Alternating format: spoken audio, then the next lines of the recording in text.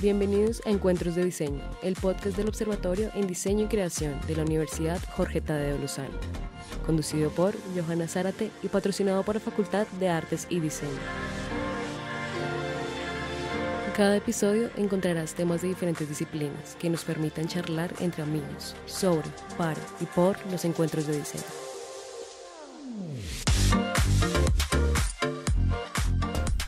Les damos la bienvenida a este episodio de Encuentros de Diseño. Mi nombre es Johanna Zárate, docente e investigadora de diseño y coordinadora del Observatorio en Diseño y Creación de la Facultad de Artes y Diseño de la Universidad Jorge Tadeo Lozano en Colombia.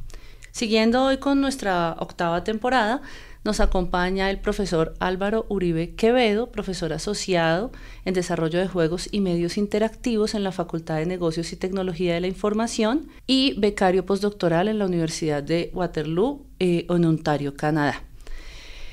Álvaro tiene un doctorado en Ingeniería Mecánica en la Universidad Estadual de Campinas, Sao Paulo, no sé si lo estoy pronunciando bien. Está bien. Perfecto. En Brasil en el 2011 tiene una maestría en Ingeniería Mecánica en la Universidad Estadual de Campinas también.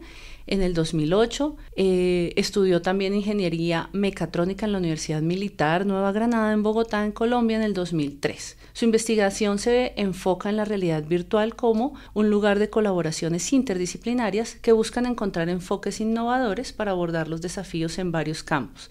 Más específicamente se ha centrado en aplicaciones médicas en la que la realidad virtual puede proporcionar herramientas complementarias, inmersivas, interactivas y eficaces para practicar procedimientos como la auscultación cardíaca, el acceso intravenoso e intraóseo y el examen ocular. Junto con su investigación en realidad virtual, un componente que juega un papel importante en su adopción es el compromiso. La investigación de juegos lo ha llevado a investigar el diseño y el uso de interfaces de usuario VR y 3D para crear escenarios interactivos y significativos. Las áreas de aplicación de esta investigación han dado lugar a proyectos en el cuidado de la salud en forma de juegos Excel y juegos serios. Bienvenido, Álvaro. Muchas gracias, Johanna, un gusto estar aquí.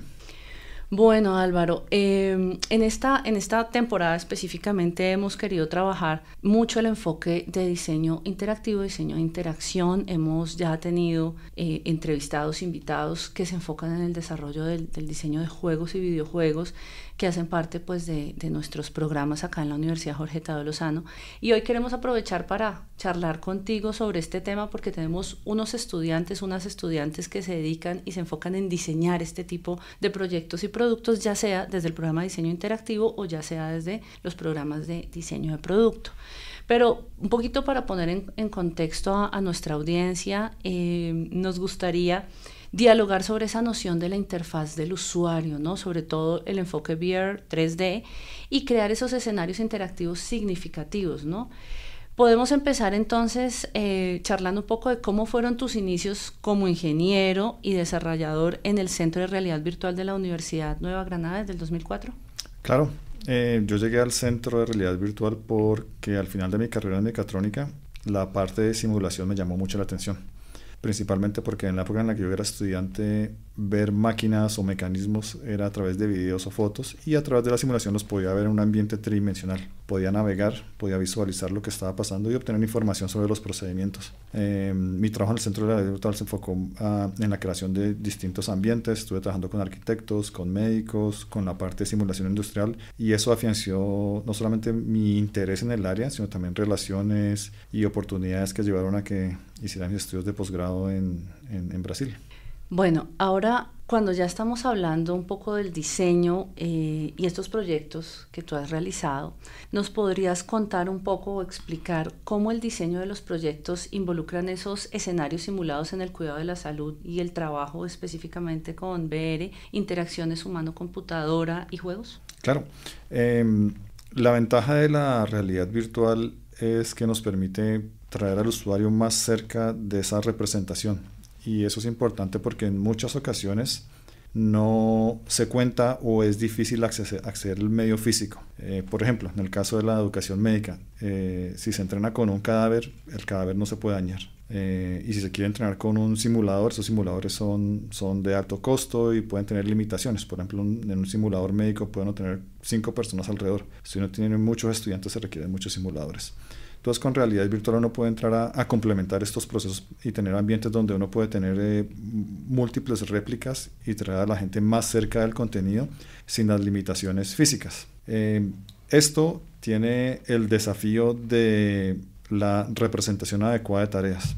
Y esto quiere decir que en realidad virtual podemos representar los ambientes, pero normalmente interactuamos con ellos a través de, puede ser un teclado, un mouse, un control o controles de realidad virtual. Sin embargo, en la vida real uno no ve a un médico interactuando con ese tipo de interfaces. Entonces hay una brecha entre los elementos que se utilizan en la vida real y los elementos que utilizamos para entrenar en medios digitales. Tradicionalmente, si miramos antes de la realidad virtual, teníamos muchas aplicaciones multimedia y básicamente era teclado y mouse, ¿sí? Entonces, con la realidad virtual tenemos esa parte visual, inmersiva, tenemos la parte de audio, que también es muy buena representando audio en 3D, pero la parte de tacto, la parte de tarea, todavía hay mucho por realizar porque la parte de háptica de dispositivos con exoesqueletos y realimentación de fuerza son demasiado costosos. Entonces, ahí el gran interés de, bueno, ¿y cómo podemos entrar a reducir esa brecha teniendo no solamente ambientes que representen lo que se requiere a nivel del entrenamiento médico, sino herramientas que permitan la manipulación de elementos que tengan esa representación adecuada? Entonces, por ejemplo, ahí entramos a trabajar con los expertos en contenido y miramos, bueno, si vamos a realizar un proceso de taladrar un hueso, ¿cómo podemos representar el taladro con realidad virtual? Entonces ahí, por ejemplo, comenzamos a mirar la parte de, repliquemos el control, diseñemos un control que se parezca a un taladro y utilizamos impresión 3D, por ejemplo, Arduinos, y creamos estas réplicas que se pueden conectar y articular con los controles existentes de forma que permitan una mayor representación de la tarea. Entonces ahí es donde viene esa parte significativa, esa parte de representación de cómo articulamos los dos medios, y eso no solamente aplica en medicina, aplica también, por ejemplo, para ingeniería, puede aplicar para el cuidado de la salud, porque finalmente tener esas representaciones apropiadas hace que el desarrollo o el mantenimiento de habilidades motoras sea más cercano a la realidad y aumente la presencia y la inmersión en estos ambientes. Ahorita que estabas hablando me acordaba yo pues de cómo fue ese inicio del diseño interactivo que fue en multimedia, ¿no? De hecho, lo primero que yo estudié en esa época fue diseño de multimedias. Pero ahora que vemos todo este desarrollo de la industria 4.0 y la que ya algunos nombran la 5.0, ¿no? Como esa evolución, pues uno de los análisis que se hace es precisamente el desarrollo de cirugías que estarán mediadas siempre por dispositivos técnico-tecnológicos, es decir, el médico va a dejar de operar al paciente y va a empezar a operar la máquina. Este tipo de proyectos que tú desarrollas van como en ese orden de ideas, la idea de que el médico de alguna manera opera a distancia. Se puede articular, pero ahorita principalmente el enfoque es más centrado en la persona, porque hemos llegado a un punto donde tenemos una tecnología que nos permite representar con muy buen realismo ambientes, pero debido a esas brechas que estaba mencionando previamente, hay limitaciones, porque por ejemplo, ¿qué tan seguro se sentirá una persona sabiendo que de pronto un cirujano nunca ha cogido un escalpelo en su vida porque siempre estuvo entrenando con herramientas que no tienen la adecuada representación? Eso hay una fuerte área de investigación en relación a transferencia de habilidades de la simulación al ámbito real. Entonces, en este momento yo estoy trabajando más en esa transferencia, tratando de entender cómo las personas realizan las tareas y cómo se pueden diseñar estrategias que pueden ser asociadas a la parte de software, como por ejemplo la manipulación de objetos teniendo en cuenta ergonomía. Típicamente la realidad virtual es una tecnología donde el usuario se adapta a la tecnología, y solo hasta ahora estamos comenzando a ver investigación donde la tecnología se adapta al usuario, porque la realidad es que no todos somos iguales. Y eso es súper importante para entrar a promover y fortalecer la parte de habilidades motoras. Entonces, mi investigación se enfoca más en la parte de usabilidad, entender al usuario y entender, bueno, qué se puede hacer para que esta persona sea mejor haciendo lo que tiene que hacer en comparación a lo que se ven haciendo previamente. Y es buscando generar ese conocimiento de esto es lo que deberíamos hacer, y teniendo en cuenta las tendencias, llegar a ese punto donde ellos puedan ser mucho más eficientes y tener mucha más confianza en los procedimientos que están haciendo. Fantástico. Eso me permite preguntarte un poco sobre, en el caso nuestro, como Universidad Jorge Tadeo Lozano, ofrecemos unos pregrados en diseño industrial, en diseño interactivo, en realización de animación, en todo este tipo de áreas que de alguna manera se pueden ver reflejadas en el diseño de juegos, videojuegos, simulación, aplicaciones, etcétera. Desde tu lugar como ingeniero, ¿cuál crees que es el papel que tiene el diseño en este desarrollo de productos? Pues el diseño es el eje fundamental de todas estas áreas y por eso todos mis proyectos son interdisciplinares y se conectan en la parte de diseño. Porque si vamos a ver, digamos, un procedimiento médico, necesitamos la parte de diseño de la experiencia de usuario, necesitamos diseñadores que nos generen todos los contenidos, pueden ser 2D, pueden ser 3D, necesitamos audio, necesitamos que esas representaciones sean adecuadas, entonces por ejemplo animación 3D, importante, necesitamos que los ambientes se vean como se deben ver, entonces necesitamos gente que sepa de edición 3D, modelado, animación, rigging.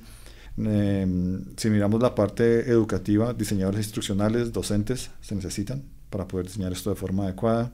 Si vamos a tener si vamos a hacer un juego serio, necesitamos a alguien que sepa sobre diseño en juegos para poder garantizar de que toda la experiencia va a ser apropiadamente balanceada, que no vamos a tener gente que se quede atrás o se sienta aburrida, mantenernos en el área de flujo. Y si miramos la parte de cómo el usuario va a interactuar con el medio, pues ahí también todos comenzamos a traer, bueno, necesitamos una nueva forma de interacción con este medio. Entonces, para darte un ejemplo, hace muchos años hice un proyecto y desarrollamos una aplicación para enseñar a utilizar un desfibrilador automático. Y en esa época utilizamos el acelerómetro en el teléfono para hacer el movimiento de compresiones en el pecho. Ese mismo principio, por ejemplo, se podría aplicar a adecuar algún tipo de interfaz física para que ese teléfono se pueda poner en otros escenarios y uno pueda practicar la compresión, que es parte del proceso de utilizar el desfibrilador. Entonces, cuando uno comienza a articular con otras áreas, se genera ese espacio donde las diferentes disciplinas se intersectan y comenzamos a ver, bueno, esta es la forma como se hace, pero ¿cómo se podría hacer mejor? ¿Qué tipo de herramientas o de metodologías de diseño que tú puedas como reconocer se aplican en el desarrollo de estos productos basados en interfaces? Pues por mi formación en ingeniería, el diseño en ingeniería es el primer lugar a donde voy, pero si uno mira, básicamente los principios son universales. Entonces identificamos necesidades, con base en esas necesidades identificamos problemas, comenzamos a prototipar soluciones e iteramos. Algunas de las que yo utilizo más particularmente, por ejemplo, Design Thinking, es una que utilizo bastante, particularmente cuando estoy trabajando con grupos interdisciplinares, es una que ayuda a que todos se unan bajo un mismo techo. Dentro de Design Thinking, brainstorming, algunos métodos diferentes dependiendo de los usuarios. Nos apoyamos mucho en tecnologías digitales, entonces a veces sí es papel y lápiz, pero otras veces lo hacemos todo por ejemplo con Jamboard o con mapas mentales digitales, solamente para facilitar la comunicación entre equipos, particularmente durante la pandemia, donde no todos estábamos en el mismo lugar. Bastante prototipado físico, independientemente de que sea, por ejemplo, una aplicación o que sea incluso realidad virtual o una interfaz de usuario 3D, prototipado físico, porque eso ayuda bastante a visualizar y a ver potenciales problemas del proceso de ideación. Recientemente, con la pandemia, prototipado en realidad virtual, entonces en vez de utilizar espacios físicos vamos a realidad virtual y hacemos todo el modelado, la articulación de los ambientes y con eso finalmente hacemos la iteración. Y eso facilita también la comunicación con personas que no son del área para que puedan visualizar y entender mucho mejor qué es lo que está pasando. Tú has desarrollado varios proyectos en los cuales aplicas tu conocimiento, pero digamos que nos podrías hablar específicamente del más reciente que se enfoca en realidad virtual para terapia de reminiscencias para adulto mayor con demencia, comunicación en realidad virtual para personas ciegas o con baja visión y desarrollar una MURI entendiendo que la usabilidad en la realidad virtual en varios casos puede utilizarse para un exergame.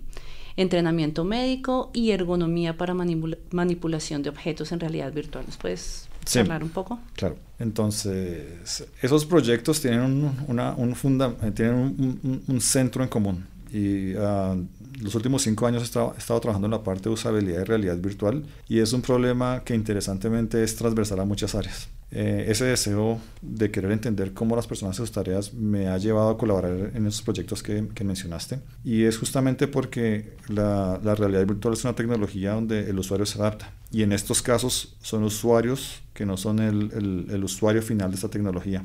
Entonces, cuando miramos, por ejemplo, a los adultos mayores con demencia, ellos pueden tener limitaciones físicas y cognitivas, y eso hace que el casco, tal como está diseñado, no se pueda utilizar, y los ambientes. Entonces, estamos trabajando en un proyecto donde estamos generando unos ambientes de realidad virtual, donde el propósito es utilizar el componente visual, auditivo y táctil para ayudar a las personas a recordar eventos del pasado. Entonces, por ejemplo, en ese proyecto, la parte visual ya la tenemos lista. Utilizamos una combinación de ambientes generados por computador, imágenes 360. Para la parte de audio utilizamos el sonido espacial y diferentes tipos de instrucciones.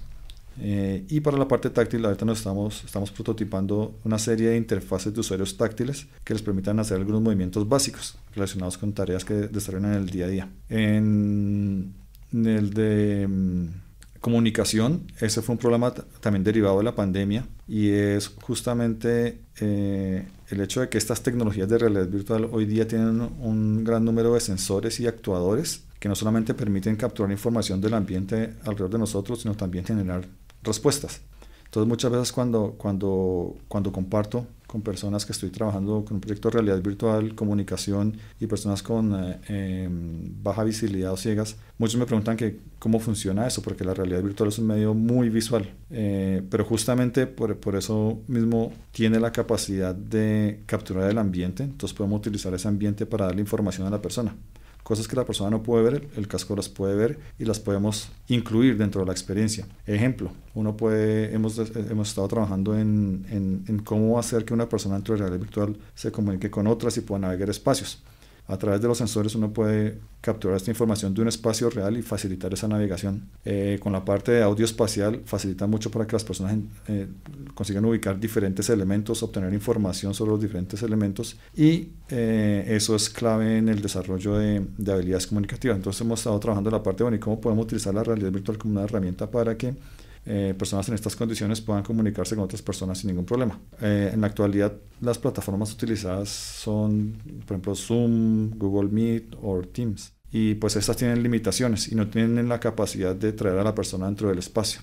Entonces, lo que estamos buscando, generar un espacio inclusivo donde ellos puedan entrar y comunicarse sin ningún problema con otras personas. Y el último proyecto, que es el de la parte de ergonomía, es porque nuevamente las limitaciones de que uno sea el que se adapta a la tecnología y no al revés, genera un espacio para comenzar a pensar, bueno, ¿y qué se puede hacer en términos para que esa tecnología se adapte a la persona? Y he estado mirando la parte de ergonomía para miembro superior y cómo articular eso con técnicas de manipulación 3D. Nuevamente un problema transversal, porque en realidad virtual siempre estamos utilizando nuestras manos y nuestros brazos para interactuar con el ambiente. Pero si podemos factorizar eso dentro de la experiencia de usuario para la parte de ergonomía, va a ser mucho más cómodo que las personas interactúen y sean más eficientes. De hecho, ya hay estudios donde movimientos repetitivos en realidad virtual también pueden llevar a problemas musculoesqueletales. Entonces es importante factorizar estas características del usuario dentro de la experiencia para que sean más exitosos a la hora de ejecutar sus tareas. A mí me genera una curiosidad un poco a la luz también de los proyectos que vemos acá en la universidad. Muchos estudiantes, muchos docentes que están involucrados en proyectos de temas similares, seguramente con enfoques distintos, pero hay algo que nosotros siempre detectamos, es la necesidad de que, además de lo transdisciplinar en diseño o en ingeniería, haya un apoyo desde el lugar médico, desde el lugar psicológico. ¿Cómo constituyes tu equipo de trabajo en estos casos? Bueno, esa es una muy buena pregunta y es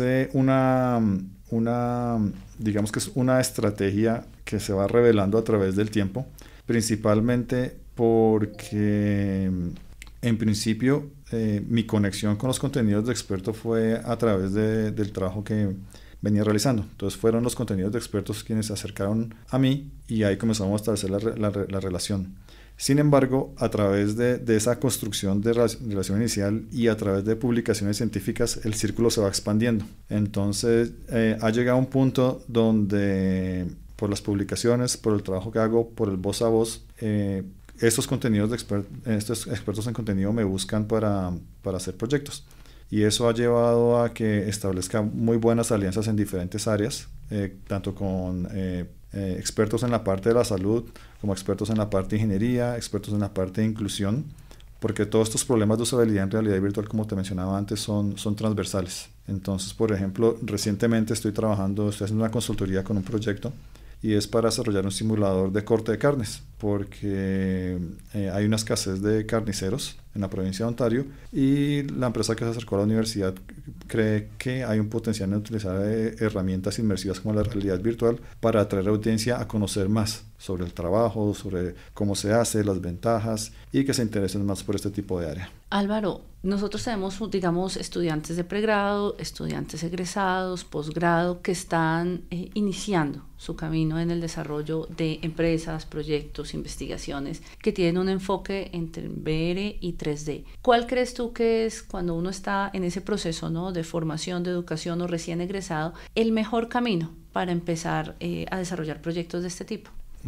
Pues no creo que haya un mejor camino, porque el mejor camino va a depender de las habilidades de cada persona, pero sí hay unas buenas prácticas, y la primera es entender que el mercado de la realidad virtual y 3D no es un mercado local, y lo que me refiero con eso es que el potencial cliente de ese estudiante es el mundo, no es alguien aquí en Bogotá o alguien aquí en Colombia, es el mundo. Entonces eso ya genera un contexto que espero motive a los estudiantes a decir, bueno, ¿cómo está mi inglés? Porque el mercado internacional se mueve en inglés, ¿sí? Entonces esa es la primera sugerencia que yo haría, es identificar el mercado y qué se necesita para llegar a ese mercado. Y lo otro es mantenerse al día. Esas tecnologías desafortunadamente están cambiando rápidamente. Antes estábamos viendo cascos que el ciclo de vida eran 5 o 4 años, ahora se está reduciendo. Eso pone bastante presión en términos de cómo se desarrollan y cómo se mantienen los contenidos. Para aquellos que estén interesados en esa parte, yo sugeriría aprender de las lecciones de las empresas de los videojuegos, en términos de los ciclos de desarrollo de software, mantenimiento, el tipo de equipo que se necesita. Uno de los mayores desafíos en desarrollo de realidad virtual es la generación de contenido. Ahorita una tendencia grande que estoy viendo es compañías terceras que desarrollan estos ambientes, y en otros casos compañías que están creando sus propios equipos internos, porque encuentran que de pronto esos terceros tienen costos demasiado altos, ¿sí? Entonces, entender todo ese mercado, cómo se mueve, las tendencias en tecnología, van a ayudar bastante a que una persona que se quiera meter en este medio tenga la mayor información posible para meterse de una forma más documentada. Bueno, yo sé que no hemos charlado sobre este tema, pero ahora que te escucho, me gustaría, antes de cerrar, preguntarte algo que creo que es una preocupación para todos aquellos que están trabajando en este medio. De pronto, bueno, no para todos, creo que generalizar es difícil, pero para muchas personas, ¿no?, hay como un gran estupor con respecto a las inteligencias artificiales, que en este caso empiezan a jugar pues un papel protagónico en el desarrollo de este tipo de proyectos. ¿Cómo ves tú el rol de las inteligencias artificiales en proyectos como el tuyo? Es una pregunta también bastante interesante, y hay la primera es en términos de productividad. Entonces, por ejemplo, uno puede utilizar estas herramientas para ayudar a desarrollar software de una forma más rápida, siempre y cuando teniendo en cuenta que no necesariamente el producto puede ser más optimizado. Entonces ahí es donde es importante, por ejemplo, tener personas que conozcan sobre el desarrollo de software. Entonces tienen el potencial para ayudar en la parte de productividad, no solamente del desarrollo de software, en el contenido de assets, que pueden ser 2D, 3D, en el contenido de música, el contenido de ambientes, por ejemplo, que sean generados de forma procedural. Entonces uno no tiene un ambiente de entrenamiento que es el mismo ambiente de siempre, un ambiente que siempre está cambiando.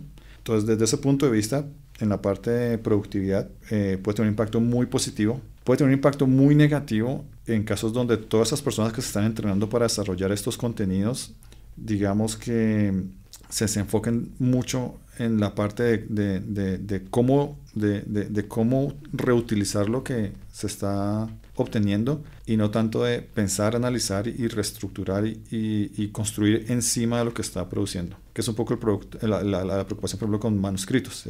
Sí, la inteligencia artificial nos puede dar un manuscrito, pero ¿y qué tan bueno, qué tan malo es? ¿Qué se puede hacer con eso? Es diferente. Pero en términos de productividad, yo pienso que nos puede ayudar bastante a reducir las brechas en la generación de contenido, que es algo que es todavía bastante complicado.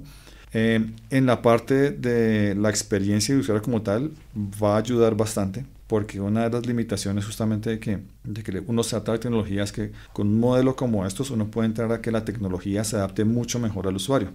Entonces, por ejemplo, uno puede comenzar a pensar, bueno, yo qué tipo de interacciones tengo, qué tipo de métricas estoy obteniendo. Ya hay cascos que involucran, por ejemplo, señales fisiológicas que pueden capturar el ritmo cardíaco, que pueden capturar movimientos musculares. Eso se podría factorizar dentro de la experiencia del usuario para entender puntos, por ejemplo, de estrés. De pronto el usuario se estresa y el sistema se puede activar y puede decir, bueno, entonces si esta persona está estresando por estas razones, es mejor llevar la experiencia por tal otro lado. Ahora, eso depende de la experiencia. De pronto hay experiencias de entrenamiento donde es importante que la persona se estrese para poder medir, bueno, ¿y cómo responde una persona ante un escenario como este? Y no pierda la calma, ¿sí? Entonces, ese es otro aspecto donde se puede aplicar también con un impacto muy positivo. Y en términos creo que de impactos negativos, sería toda la parte asociada a entender, bueno, y cómo se están construyendo estos modelos, qué tan confiables son, porque ahorita hay mucha preocupación con todo lo que tiene que ver con propiedad intelectual, con derechos de autor. También la preocupación, como te mencionaba antes, con el ejemplo de desarrolladores o de creadores de contenido, es, bueno, si este es el output que me está dando, pues cuál es el valor agregado que la persona está teniendo encima de esto. Que ahí es cuando viene a la ocasión la preocupación de, la inteligencia artificial me va a quitar el trabajo. Pues eso depende del tipo de trabajo que se esté haciendo. Ese es como el lado negativo, que de pronto haya una mala utilización de la herramienta y eso impacte negativamente a quienes están trabajando en el medio y el producto final que se está obteniendo. Bueno, yo creo que es muy interesante lo que hemos estado charlando con Álvaro. Hay mucho más que contar y que hablar de esto.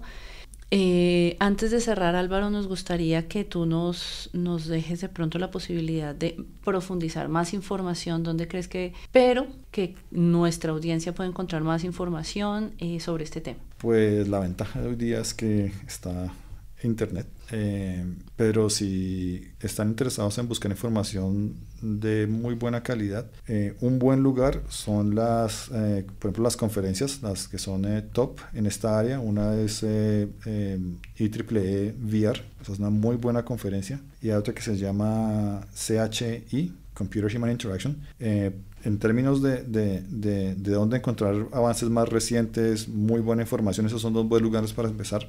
Y de ahí por abajo se pueden ir ramificando en términos de lo que ven de diferentes autores. Entonces yo he llegado a varios libros y publicaciones interesantes a partir de esas dos. Hay mucho más. Hay una herramienta que recientemente estoy utilizando con mis estudiantes que se llama Research Rabbit, y lo interesante de esa es que uno coloca los temas de búsqueda. Obviamente todo esto es a nivel científico, pero lo interesante de esto es que uno pone las palabras de búsqueda y cuando uno encuentra artículos genera mapas de conexión y dice, tantos artículos están familiarizados a esto, son similares, y hace que el proceso sea mucho más visual. Entonces uno puede ver diferentes niveles de relación y cercanía con diferentes temas que uno no ve normalmente cuando uno está haciendo una búsqueda por Google.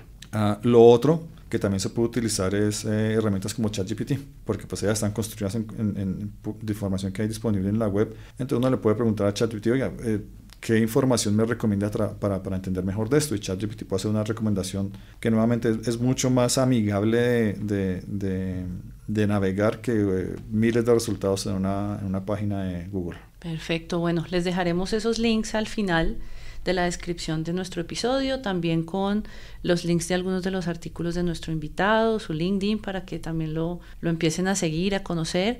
Y bueno, esperamos definitivamente que con toda esta información podamos ir acrecentando nuestro conocimiento sobre el tema. Muchísimas gracias, Álvaro, por tu participación el día de hoy. Esperamos seguir contando con tus experiencias para los y las oyentes del podcast y para las y los diseñadores y creativos que nos siguen en el Observatorio en Diseño y Creación. Muchas gracias, Johanna, y un gusto estar aquí. Bueno, asimismo, muchas gracias a quienes escuchan nuestro programa. Es interesante escuchar diferentes posturas y reflexiones de expertos y expertas sobre estos temas y su relación con el diseño y la creación.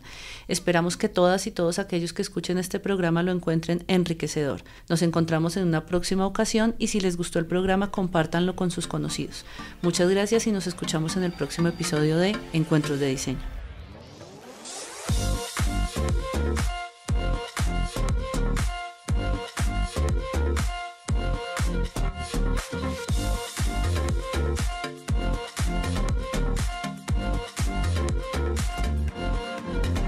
Encuentros de Diseño les da las gracias por escucharnos y los invitamos a buscar nuevos episodios, videos, noticias y más en nuestro micrositio y en nuestras redes sociales como Observatorio en Diseño y Creación.